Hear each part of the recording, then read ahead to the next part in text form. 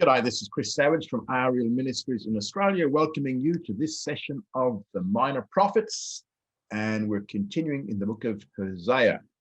I pray that it will be of benefit to you and help you in your Christian growth. Thank you for coming along. Tonight we're looking at chapter 2, verse 14 to chapter 4, verse 14 of Hosea. The last session we see that Hosea is from the north, he's from Israel, and he is the only writing prophet to the north who was actually from the north. Some of his major points, he deals with Israel's lack of knowledge, which we're going to see tonight, which will actually lead to their destruction. God is going to judge them for their sin, but in spite of it all, God still loves Israel. We see the theme of his book is God's love for Israel. Now, he was asked to do a very strange thing. He was asked to marry a prostitute. Why? Because by marrying this prostitute, he's going to live out a specific role that's going to illustrate God's relationship to Israel. And we see that that's what he does here. Hosea's wife, we're going to see, represents Israel as a nation as a whole. Now, remember, Hosea's wife is a prostitute. And her children, she's going to have 3 children to Hosea. They're going to represent the individuals within the nation. And so Hosea takes her, and she bears 3 children. The first one is a young boy called Jezreel. And Jezreel, we know, means God scatters or God sows. And that had to do with God's dealings with a man called Jehu. Jehu misbehaved, didn't do what he was supposed to do, and he did something according to his own motives and destroyed the entire house of Ahab. Anyway, what happened was that God destroyed him and his dynasty, and then we see that God is going to scatter Israel, the northern kingdom. That happens in 721 BC with the Assyrian invasion. Now, next child that Gomer had was a girl called Lo Ruhamah, which means no mercy. Why? Because we're going to see that God is going to have no mercy upon the house of Israel. God did have mercy on Judah in the south because Judah was far more faithful to God than Israel were. Remember, Israel were right into idolatry. And that's why Judah was spared from the Assyrian destruction. We're going to see that a 3rd child is born, and that is Lo Ami, meaning not my people. And the application for Israel is that for a time, only for a time, Israel will not be God's people, nor will Jehovah be their God. But we know that there is a reversal coming in the future. And so what we're going to see in the future is that instead of Jezreel, which means God scatters, we're going to see that God is going to sow into the land of Israel, increase in population. We're going to see that Lo Ami, which means not my people, will become Ami, my people. And we're going to see that Lo Ruhamah, which means no mercy. We're going to see that it'll become Ruhamah, God's mercy. Now, we see that there was a separation between God and Israel. And that was because of Israel's idolatries, and spiritual idolatry leads to spiritual adultery. Physical idolatry leads to spiritual adultery.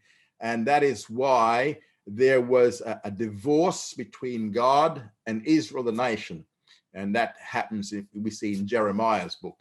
We see the certificate of divorce being issued there. Now, what we see is that when God divorced Israel, when the split took place because of her idolatry, we see that Israel is now in a state of punishment. And this is where the state of Israel is today, in a state of punishment for those adulteries. And Israel's spiritual adultery led to 2 results. First, she became not my people, even though she's always God's people, covenantally, but experientially, they're not my people at the moment. So we see in Hosea that she's going to be stripped naked, and that was a sign of an adulteress. She's stripped naked, put out into the wilderness, and that marks her as an adulterer. Israel is an adulterer. And then we're going to see that the second result is, apart from the sending out into the wilderness stripped naked, we're going to see that there's going to be no mercy upon the individuals, the children. And we're going to see also, and the reason for that is because Israel as a nation was an adulterer. We're going to see that we saw that God placed a hedge around Israel to keep her away from her idols, so she couldn't get out to go worship her idols. So she'd eventually realize that in actual fact, it was God, Jehovah, who gave her all these things. She thought it was her idols that gave her all her gold, her silver, her crops, everything, but it was actually God. And in the end, we're going to see that the land is stripped naked, like the adulteress is made naked, and all her security is now taken away, and she's now in the wilderness. And this is where we pick up today. So in verses 14 to 15 of chapter 2, we're going to see the courtship that's taking place in chapter 2, verse 14. Therefore, behold, I will allure her and bring her into the wilderness and speak comfortably unto her. I'll give her her vineyards from thence and the valley of Achor for a door of hope, and she shall make answer there as in the days of her youth and as in the day when she came up out of the land of Egypt. So what we see in verse 14 is that God pictures the day that will come, that he will once again court his ex-wife, because currently they're in a divorced situation. And he describes the wooing and the courtship in the wilderness. And in the middle of the tribulation, this is when it's going to take place, in the middle of the tribulation, the present state of Israel, as we see today, will collapse. And so there's going to be one more forced exile out of the land. And you can find that in Matthew 24, verses 15 to 16, if you have a look there. Now, because that describes the collapse of Israel, and it describes Israel's flight out of the land, it simply says in Matthew that she flees to the mountains without specifying exactly where in the mountains. But we find in Revelation 12, verse 6 and 13 to 17, it also describes Israel's flight out of the land. But there he specifies that she does flee into the wilderness, which is where she's at. And he doesn't specify which wilderness, since there's more than one. But he does specify she runs to the wilderness, to a place God has prepared in advance. You know, the next prophet we're going to study is a prophet called Micah. And when we get to Micah chapter 2, verse 12, it will become very much more specific.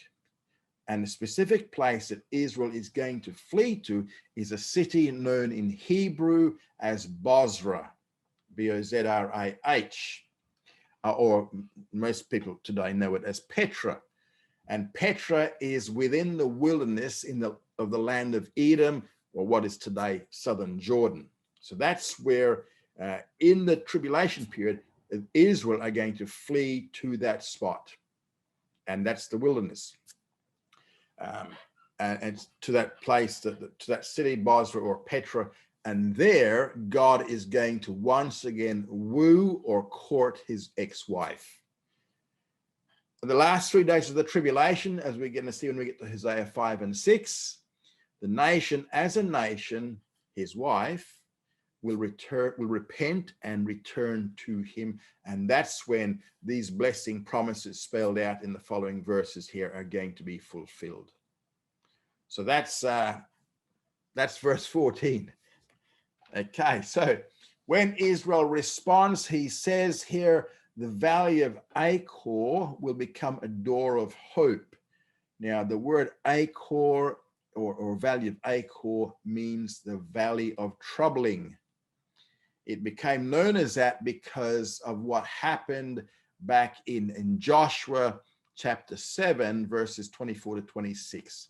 And that's where Achan committed the sin. He kept back some stuff from some spoil from the fall of Jericho. which it was all supposed to be devoted to the Lord, and he kept back some for himself, and that caused Israel to be defeated at a place called Ai.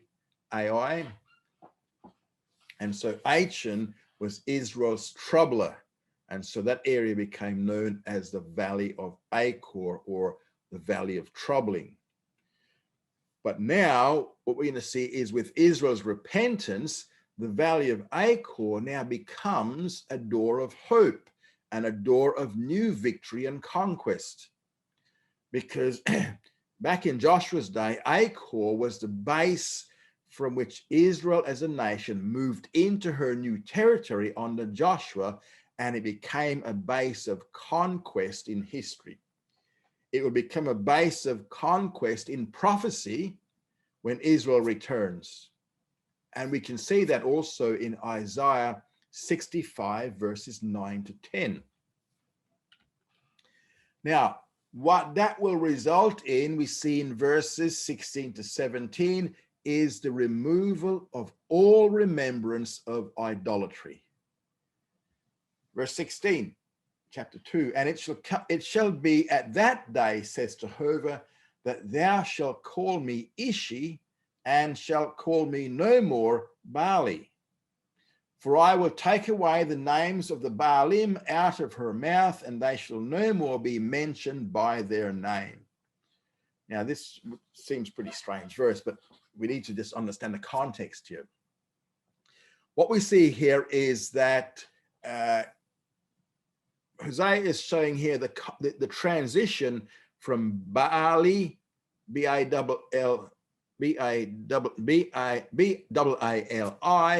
to Ishi, I-S-H-I. Now, both Ishi and Baali mean the same thing. Both of them mean my husband. And both words are used legitimately for my husband. They just have a slightly different shade of meaning. Baali means my husband in the sense of my master, and it's used in a legitimate way with no reference to Baal in places like, we see it in Exodus 21:22 and Deuteronomy 22:22, and also Proverbs 12, verse 4. And even in modern Hebrew, the way you say my husband is usually Baali, and it's legitimate use. Ishi means my husband in the sense of my man, but the problem is that the legitimate word Baali, my husband, sounds too close to Baal, right? Baal was a pagan god. So what's going to happen is it's going to be removed from the Hebrew vocabulary in the Messianic kingdom so that all remembrance of Baal might be removed. And you see the transposition even within the Old Testament of one of the sons of David. In 1 Chronicles 14:7, one of the sons of David was called Beliada. And Beliada means the Lord of the Master knows. And whoever wrote 2 Samuel was a bit nervous with that name. And so when he names the sons of David in 2 Samuel 5:16, he calls that same son as Eliada. He dropped the Beel bit. Now, I'm hearing somebody out there, Lisa. I'm hearing Lisa. Okay. So whoever wrote, So all remembrance of the Baalim is going to be removed in that way. So in verse 17, I will take the names of Baalim out of her mouth, and they shall no more be mentioned by their name. So not even a legitimate version of it like Baali is ever going to be used again in the Messianic kingdom. Simply to take away anything at all that would even vaguely remind them of Baal. In verse 18, we see the restoration of security. And in that day will I make a covenant for them with the beasts of the field and with the birds of the heavens and with the creeping things of the ground. And I will break the bow and the sword and the battle out of the land and will make them to lie down safely. So when the new covenant is fully inaugurated with Israel and applied to Israel with Israel's national salvation, part of the outworking of the new covenant to Israel is that they'll no longer be damaged by the animal kingdom. So the animal kingdom will no longer eat up, their produce, nor will they be damaged by any war. So they'll have total security, no damage from the animal kingdom, no damage from war, and that will be when the new covenant is fully inaugurated. And then we see in verses 19 to 20 of chapter 2, we see the description here of the new betrothal. And in verse 19, he writes, "And I'll betroth thee unto me forever. Yea, I will betroth thee unto me in righteousness and in justice and in loving kindness and in mercies. I will even betroth thee unto me in faithfulness, and thou shalt know Jehovah." Notice the word betroth is used 3 times in these verses, and they all emphasize a different facet. The first betrothal emphasizes the timing element. It says forever, or it's more specifically throughout the end of history. So that's how long it's going to last for. The second betrothal is the content. And this is almost pictured as the bride price that the husband or the father of the husband had to pay for the bride. And the content here includes 4 elements: righteousness, justice, loving kindness, and mercy. What does he mean by righteousness? By righteousness, it means that Israel, will conform to God's standards. She'll no longer violate the standards of God as in the past. Justice means she'll safeguard the rights of all others. And remember, that was what Amos was railing about. He was railing about the way she treated others. This was Israel. It's also the injustice. She will also safeguard the injustices, she'll take care of the injustices committed against the lower classes of society. So that will be her justice. Thirdly, we have loving kindness, and the Hebrew word here is chesed. It means a loyal love, chesed. It means a covenant love, and this time she will be true. Israel this time will be true to the covenant love, the new marriage covenant, which is actually the new covenant. That's new covenant from Jeremiah 31. Fourthly, it's going to be mercy, and mercy means compassion, and that's with a special application here to the needs of the poor, and all the injustices spelled out in detail by Amos, the last prophet, or 2 prophets ago, will be rectified. The third betrothal emphasizes quality, and the quality of this new betrothal will be faithfulness. From now on, Israel will remain faithful. She'll be dependable and totally devoted to Jehovah her God. And the result will be they will know Jehovah, and that is exactly what the result of the new covenant is going to be, according to Jeremiah 31:34. They will know the Lord. No need to tell them know the Lord, because every Jew will know the Lord. And with that will lead to a reversal of the names of chapter 1. Remember, back in chapter 1, we had those names, Jezreel, Lo-Ruhamah, and Lo-Ami. And now in verses 21 to 23, we have those names reversed. It shall come to pass in that day, I will answer, saith Jehovah. I'll answer the heavens, and they shall answer the earth. And the earth shall answer the grain and the new wine and the oil, and they shall answer Jezreel. There's that name, Jezreel. And I will sow her unto me in the earth, and I'll have mercy upon her that had not obtained mercy. There's Ruhamah. And I will say to them that were not my people, Lo-Ami, thou art my people, and they shall say, thou art my God. So all three names are going to be reversed. In verses 21 and 22, in the first part of 23, he reverses the meaning of Jezreel. Again, remember, the word Jezreel could mean either God scatters, and in judgment, that was its meaning, which we saw previously. So God scattered the nation of Israel, but when it's used in its good sense, it means God sows, and God now will sow the Jews back into the land, and the result will be fruitfulness.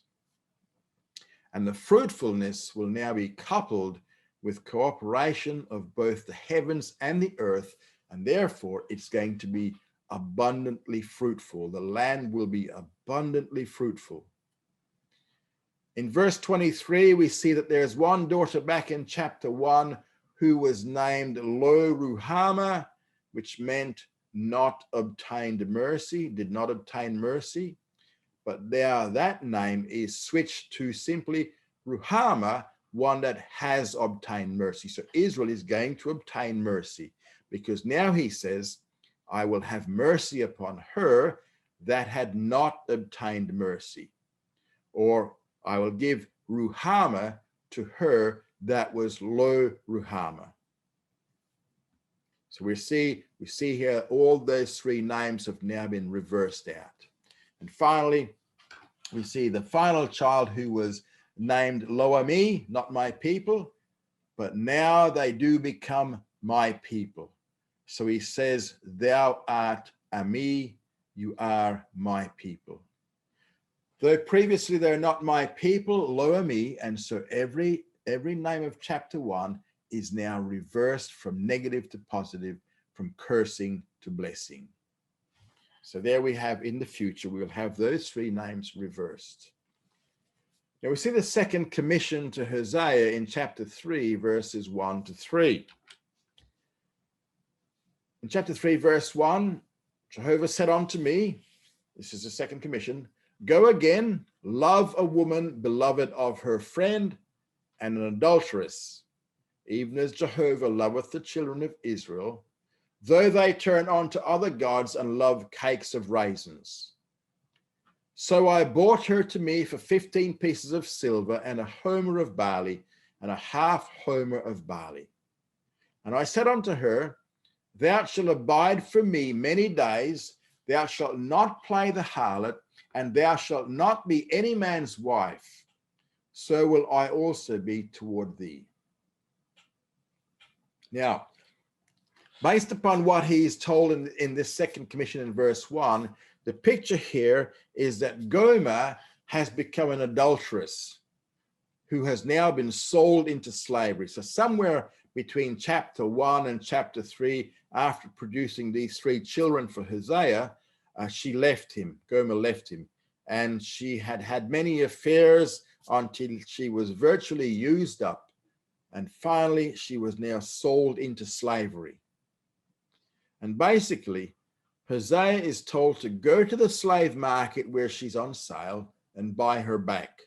Now, this is her wife. This is his wife. And he says here, God says, go again, love a woman beloved of her friend. And so what we see here is that friend is Hosea. And actually, often in the Old Testament, the husband is referred to as the wife's friend. And we find that in Jeremiah chapter 3, verse 20, and also Song of Solomon, chapter 5, verse 16, where Shulamit's husband is referred to as her friend. And now Hosea, he's now commissioned to go to the slave market, go and buy her back, take her back as your wife, and love her still. Now, having been given the commission in verse 1, he immediately provides the application. Because God still loves Israel in spite of her loving other gods and loving raisin cakes.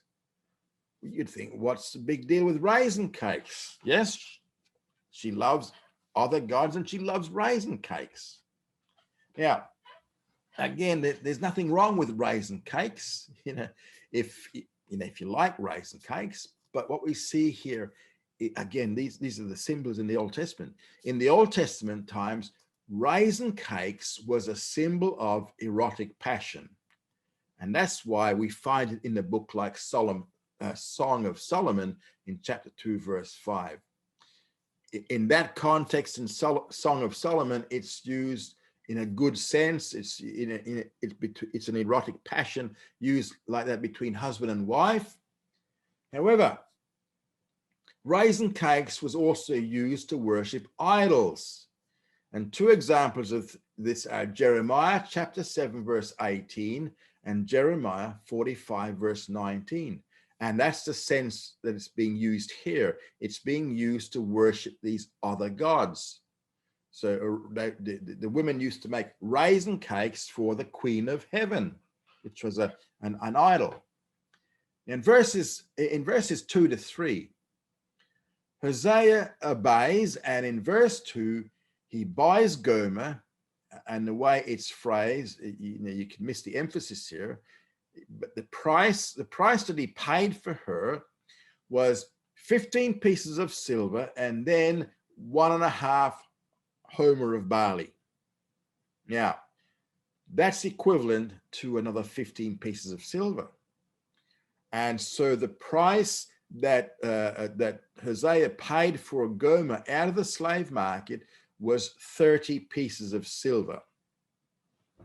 That's a significant price, and we'll see that in Zechariah 11, which has a different application to here, but we'll see it when we get to Zechariah 11. Now, if we shoot back into Exodus chapter 21, verse 32, if you had an ox, if you had an ox who gored to death your neighbor's slave, you were obligated to pay the neighbor 30 pieces of silver.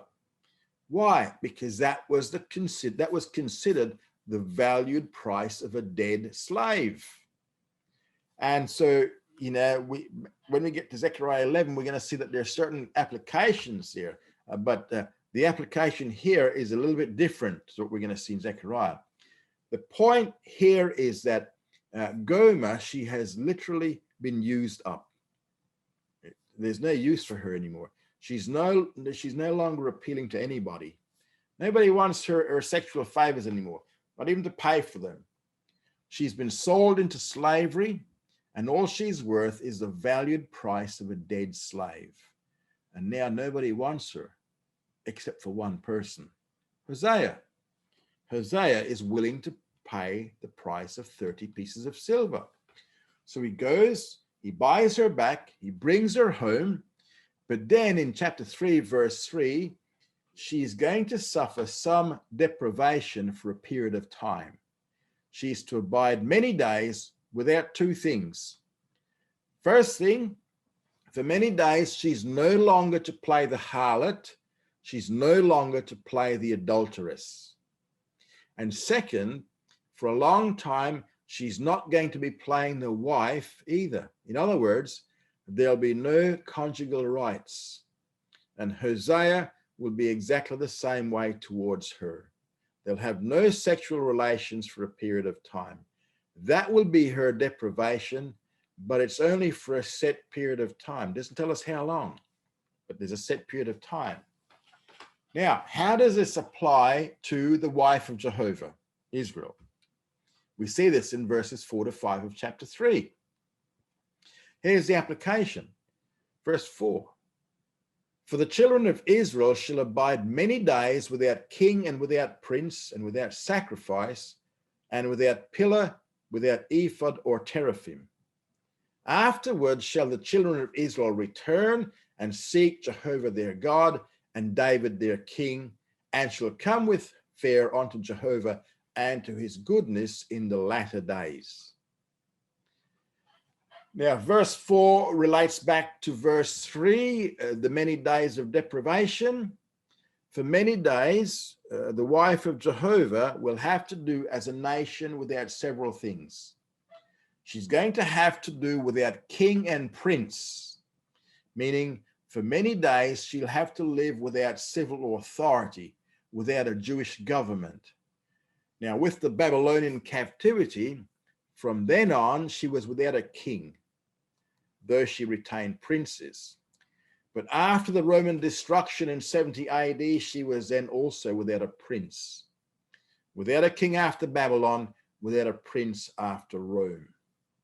Second, she is to be without sacrifice and ephod. Now, these were two elements of true worship under Mosaic law. Without sacrifice means not going to have a temple, no temple.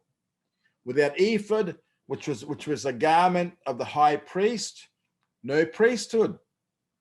So for many days, she will be without the elements of true worship, without sacrifice, no temple, without ephod, no priesthood. That's where she is today.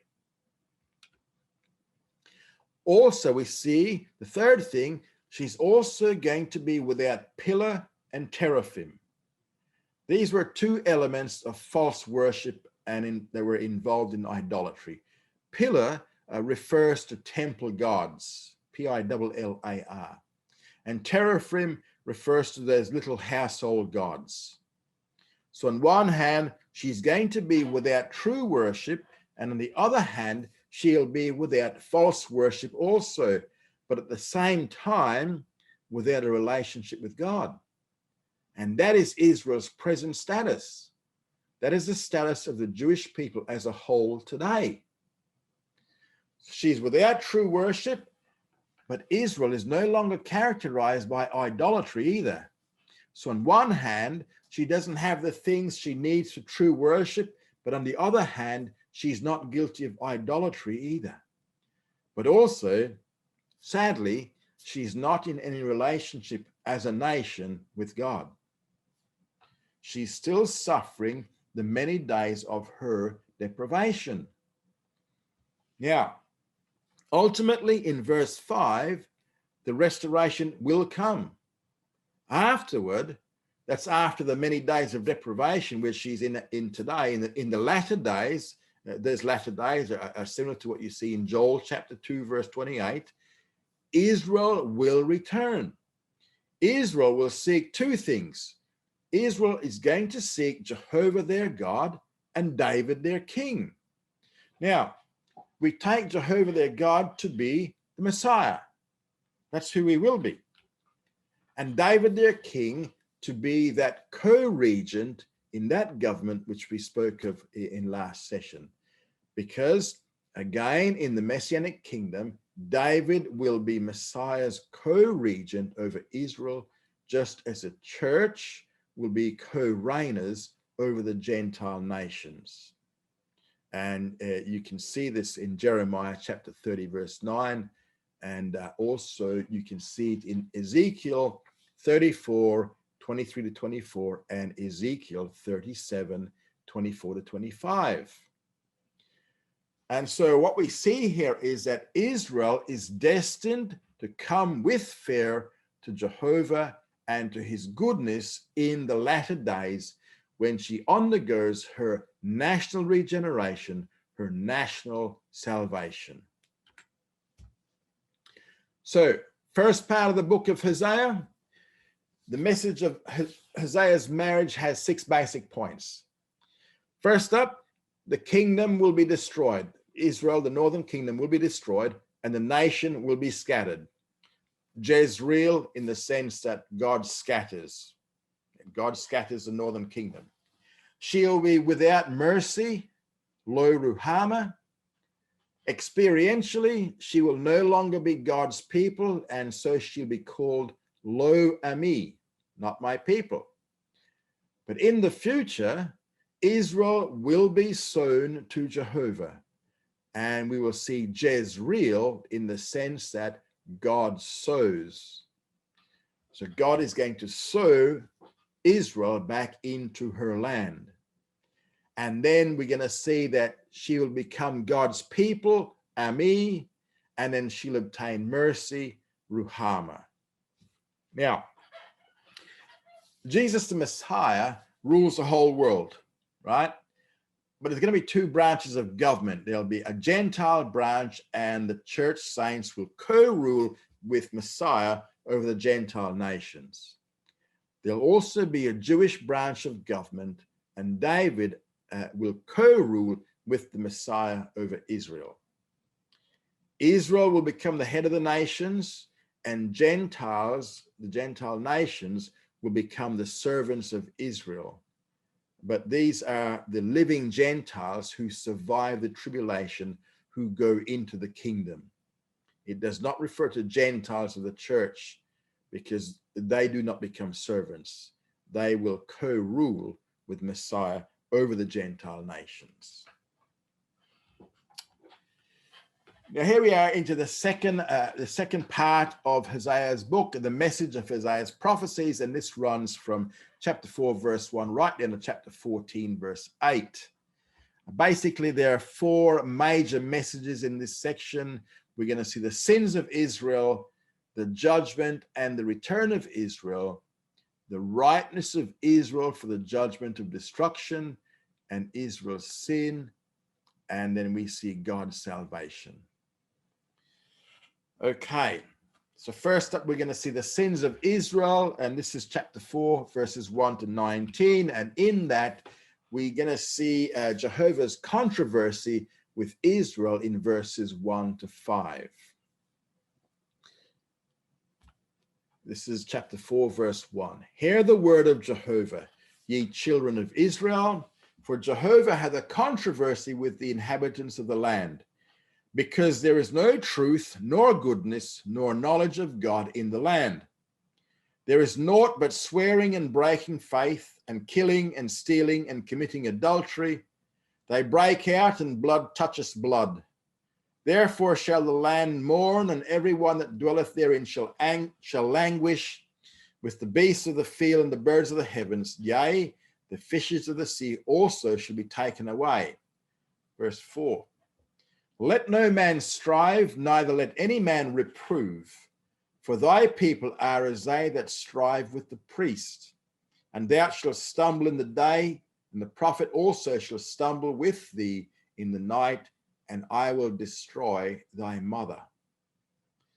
So in verses 1 to 5, we have Jehovah's controversy with Israel, and the controversy is announced in the first part of verse 1. And what God is saying is, I have this against you. What does he have against them? It is their lack of righteousness. And he spells out various elements here. There's no truth, there's no goodness, there's no knowledge. And that's exactly what was required of them. Truth, goodness, and knowledge. Elements of righteousness. And yet, all of this is missing.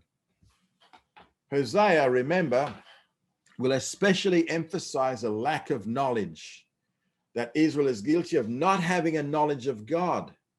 But in Israel's case, it is not because the knowledge was unavailable.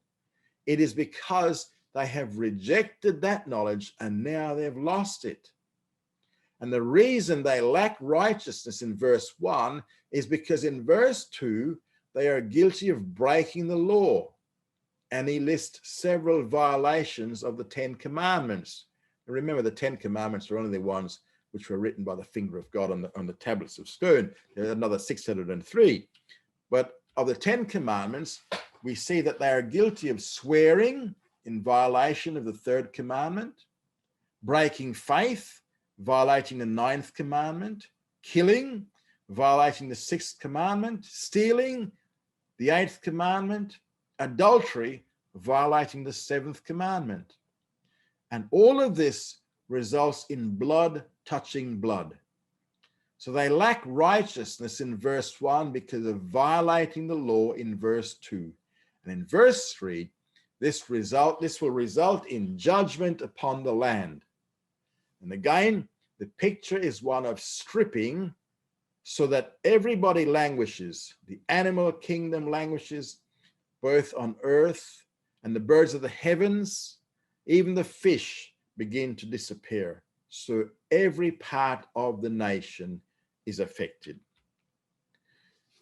Another reason why they lack knowledge based on verse 4 is because they reject the true priests.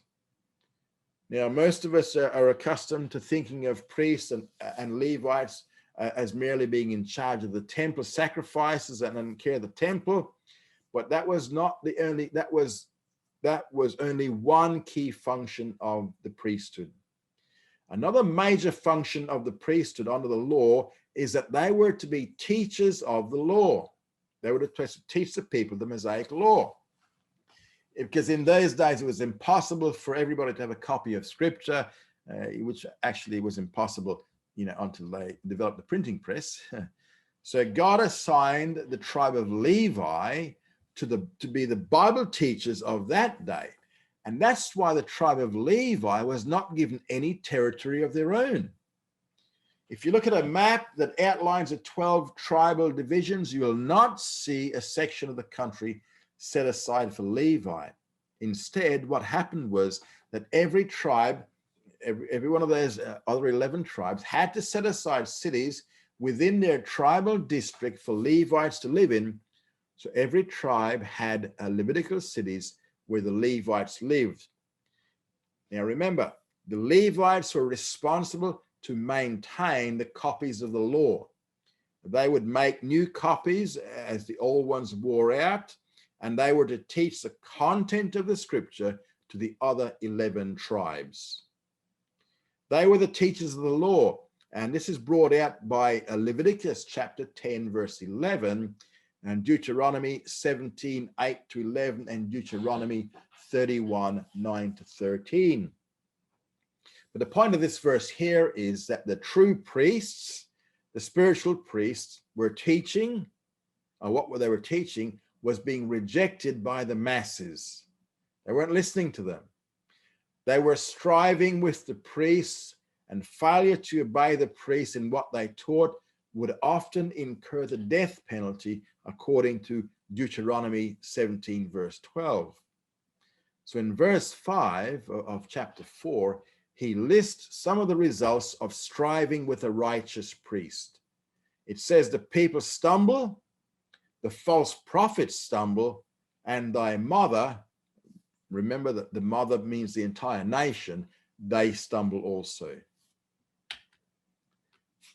In the second part of the chapter 4, verses 6 to 10, now deals with the rejection of knowledge. Verse 6, my people are destroyed for lack of knowledge. Because thou hast rejected knowledge, I also reject thee, that thou shalt be no priest to me. Seeing thou hast forgotten the law of thy God, I also will forget thy children. As they were multiplied, so they sinned against me. I will change their glory into shame. They feed on the sin of my people and set their heart on their iniquity. Verse 9, and it shall be like people, like priests, and I'll punish them for their ways and will requite them their doings, and they shall eat and not have enough. They shall play the harlot and shall not increase, because they have left off taking heed to Jehovah. So in verse 6, he points out that their lack of knowledge will result in Israel's destruction. My people are destroyed for lack of knowledge. Also notice that according to verse 6, although Israel is in a state of unbelief at this time, God still refers to them as my people. Because remember, positionally, Israel is always the people of God, but they don't experience the benefits of it apart from obedience to God. So today, positionally, Israel is the people of God, but they're not, because they're not in obedience, they don't experience the benefits of being the people of God. But here, he clearly spells out here that they are in sin, they are in unbelief, and he has a controversy with them, but he says, they're still my people.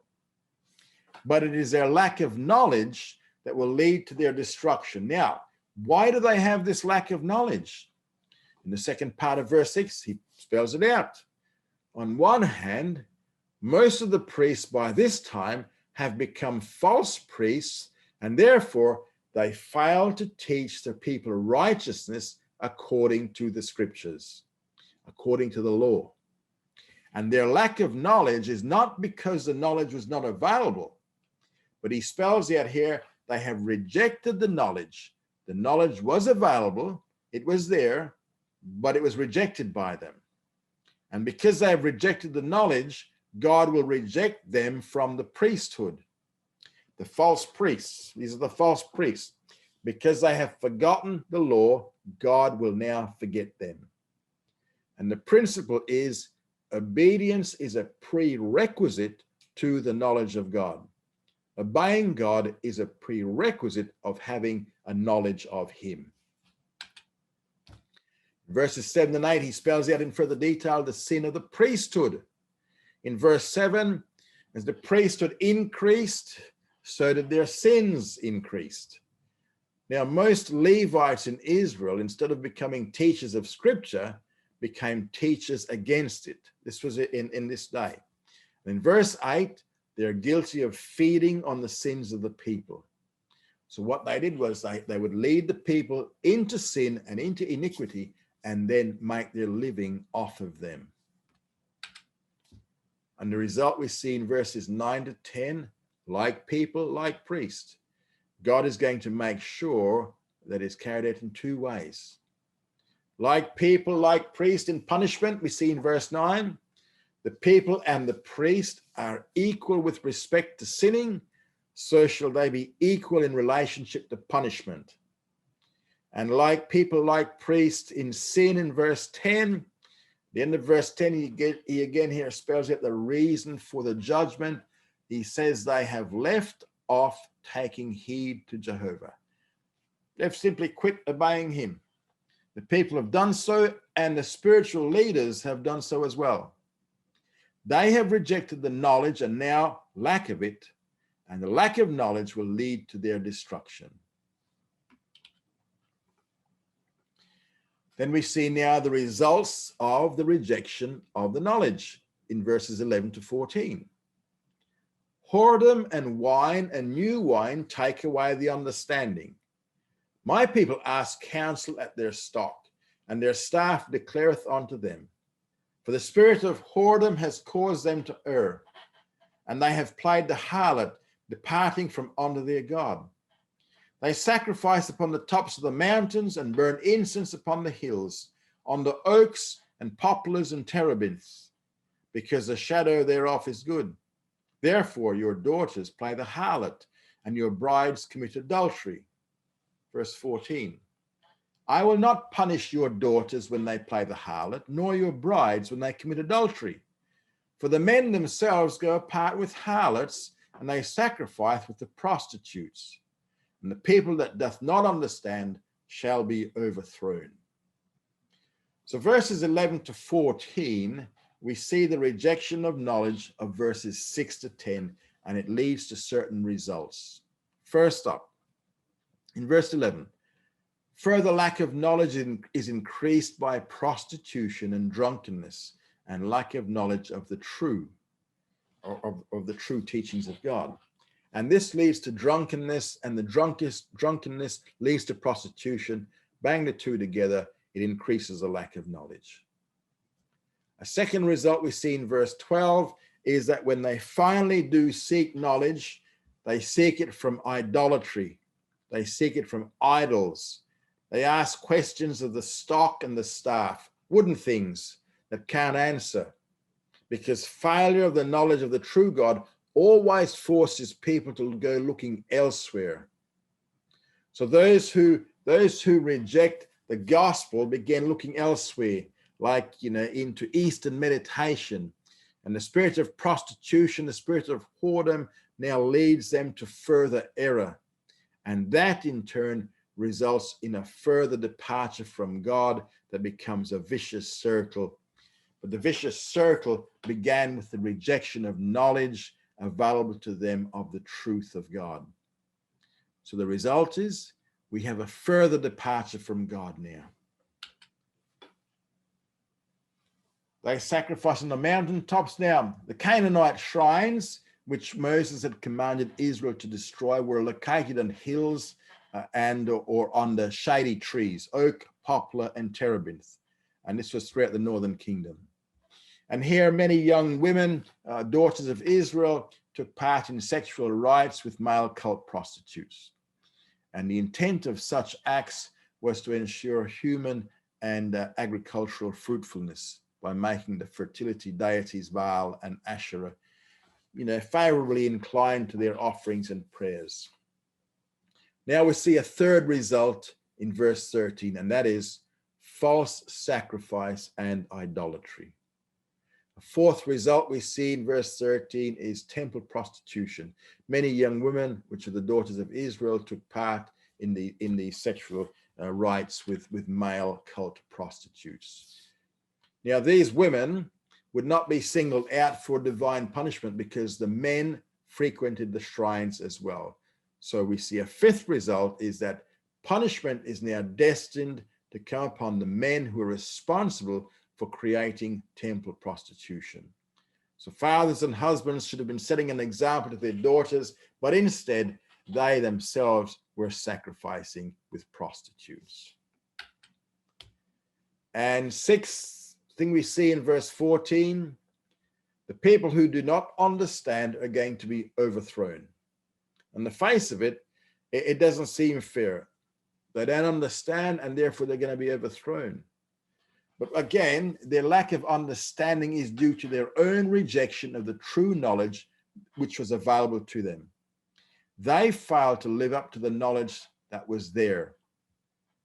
And the principle right throughout Scripture is that if one lives up to the light that he has, God will make sure that he gets more light. And people raise the question about, well, what about the heathens who never hear the gospel? Well, the question, you can find the answer to that in Romans chapter 1. Because Romans 1 tells us that there is sufficient knowledge of God available through nature and the natural world and creation.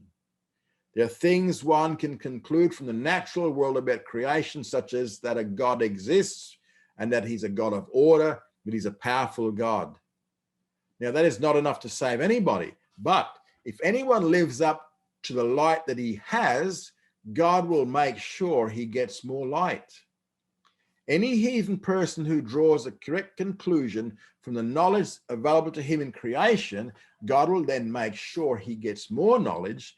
And that's why we find in the providence and the sovereignty of God, we see missionaries are being sent out to certain places in the world and certain groups in the world, because God knows there are people there who are responding to the light, and eventually the gospel will reach them. If a person ever dies without hearing the gospel, or if a person dies without ever hearing the gospel, it means he would not have accepted the gospel had he heard it. That's the point of Romans 1. So there is knowledge available all over the world, and the principle is living up to the knowledge that one has. But as Romans 1 points out, the heathen took the knowledge available to them and didn't live up to it and degenerated into idolatry. And now Israel has done the very same thing. And Israel had true knowledge. They had true revelation. They had portions of the written word. But their lack of understanding is due to the fact of their own rejection of the knowledge that was available to them. And that is our lot for the night.